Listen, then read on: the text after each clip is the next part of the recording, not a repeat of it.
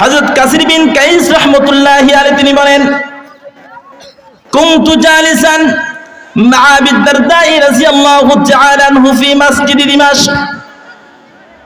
আমি আপনাদেরকে বোঝাতে চাই ইলম কত বড় দামি, আর এই ইলম যারা অর্জন করার জন্য ঘর থেকে বেরিয়ে পড়ে তাদের কত বড় দাম, তাদের কত বড় মর্যাদা দিয়েছেন আল্লাহ পাক রব্বুল আলামিন। হাদিস শরীফের মধ্যে পাওয়া যায় হযরত কাসির বিন কাইস রাহমাতুল্লাহি আলাইহি তিনি বলেন, কুনতু জালিসান মা আবি দারদা রাদিয়াল্লাহু তাআলা আনহু ফি মসজিদ দিমাশক। আমি রাসূলুল্লাহ সাল্লাল্লাহু আলাইহি ওয়াসাল্লামের সাহাবী হযরত আবু দারদা রাদিয়াল্লাহু তাআলা আনহুর সঙ্গে দিমাশকের এক মসজিদে বসেছিলাম। ইয জাআ রাজুলুন, হঠাৎ করে একজন ব্যক্তি সেখানে প্রবেশ করলেন। প্রবেশ করার পর হযরত আবু দারদা রাদিয়াল্লাহু তাআলা আনহুকে সম্বোধন করে বললেন, ইয়া আবু দারদা ইন্নী জিতুকা মিন মদিনাতির রাসূলিল্লাহি সাল্লাল্লাহু আলাইহি ওয়াসাল্লাম। ও রাসূলের সাহাবী হযরত আবু দারদা রাদিয়াল্লাহু তাআলা আনহু, আমি মদিনাতুর রাসূলুল্লাহ সাল্লাল্লাহু আলাইহি ওয়াসাল্লাম থেকে আমি এই দিমাশকের শহরে প্রবেশ করেছি শুধুমাত্র কেবলমাত্র একটি হাদিস আপনার কাছ থেকে সরাসরি শ্রবণ করার জন্য। সকলে বলি সুবহানাল্লাহ। বড় আশ্চর্যের বিষয় হলো সুদূর মদিনাতুর রাসূলুল্লাহ সাল্লাল্লাহু আলাইহি ওয়াসাল্লাম থেকে দিমাশকের শহরের দূরত্ব ছিল প্রায় 800 কিলোমিটার। 800 কিলোমিটার পাড়ি দিয়ে শুধু একটি হাদিস শোনার জন্য, সংগ্রহ করার জন্য দিমাশকের শহরে প্রবেশ করেছেন।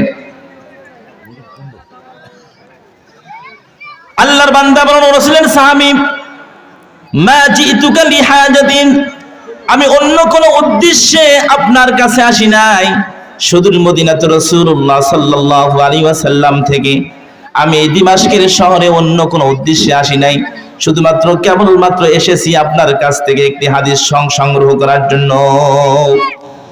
বালাগানি আন্নাকা তুহাদ্দিসুহু আন রাসূলিল্লাহি সাল্লাল্লাহু আলাইহি ওয়াসাল্লাম, আমি শুনতে পেরেছি আপনি নাকি রাসূলুল্লাহ সাল্লাল্লাহু আলাইহি ওয়াসাল্লামের সূত্রে হাদিস বর্ণনা করে থাকেন।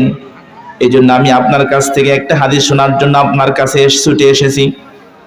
রাসূলের সাহাবী হযরত আবু দারদা রাদিয়াল্লাহু তাআলা আনহু তিনি বলেন, ইন্নী সামি'তু রাসূলুল্লাহি সাল্লাল্লাহু আলাইহি ওয়াসাল্লাম ইয়াকুল, আমি রাসূলুল্লাহ সাল্লাল্লাহু আলাইহি ওয়াসাল্লামকে বলতে শুনেছি।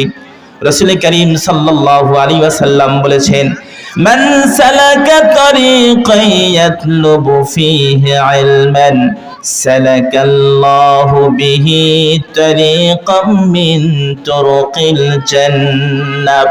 যদি কোনো ব্যক্তি নর হোক নারী হোক ইলমে দ্বীন অর্জন করার জন্য কোনো পথ অবলম্বন করে, আমার আল্লাহ পাক রব্বুল আলামিন জান্নাতের যতগুলি পথ রয়েছে, জান্নাতের সমস্ত পথ সমূহের মধ্য থেকে একটি পথ তার জন্য মুক্ত করে দেন, খুলে দেন। সকলে বলি সুবহানাল্লাহ। ইলম অর্জন করার জন্য যদি কোনো ব্যক্তি কোনো পথ অবলম্বন করে, আল্লাহ পাক জান্নাতের সমস্ত পথ সমূহের মধ্য থেকে একটি পথ খুলে দেন, যাতে করে ওই ইলম অন্বেষণকারী ব্যক্তি অতি সহজে আল্লাহর জান্নাতে যেতে পারে। সকলে বলি সুবহানাল্লাহ।